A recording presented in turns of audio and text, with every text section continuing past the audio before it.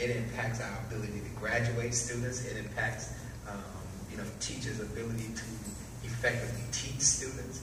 I mean, there's so much being pressed down on teachers to make them effective, and it's all standardized.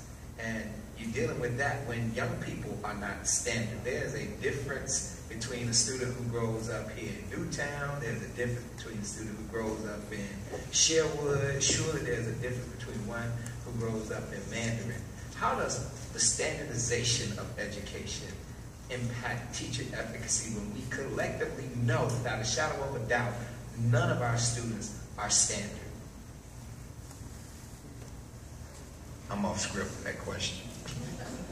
That wasn't necessarily what the author of the question meant, but I think that's what they were trying to get at. Anybody, please feel free to take that question. I really don't want to monopolize this, but I promise. It's tough because on the one hand, when you look at the data and you see that the state says your school is an F school, it sends a demoralizing message to everybody in the building, regardless of how much work you put into it. As an experienced teacher, and even not as just if I think about even when I first started, despite the data, this comes down to the true teacher efficacy, because despite the data, despite the standards, you're going to do the work. You got to figure out how can you do that work with the different students that you have in the class.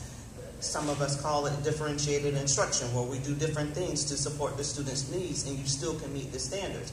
You have standards in place so you can have some kind of goals that you have to reach. And as long as you don't look at that as the only measurement of the child's success, then you're good. Because there's so many other things out there that we have to consider and we have to look at.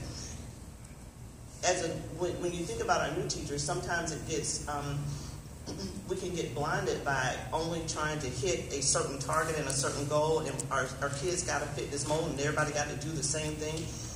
And it takes master teachers and experienced teachers to be able to, to work with them and to share with them, we can do different things for our students to still meet those goals without being stressed about how we're going to get there. And the teacher efficacy is believing that you can do it, getting that education yourself and believing that you can do it. You can modify the things in your classroom and still be able to hit and meet those targets.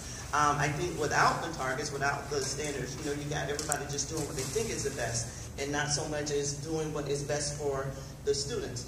I could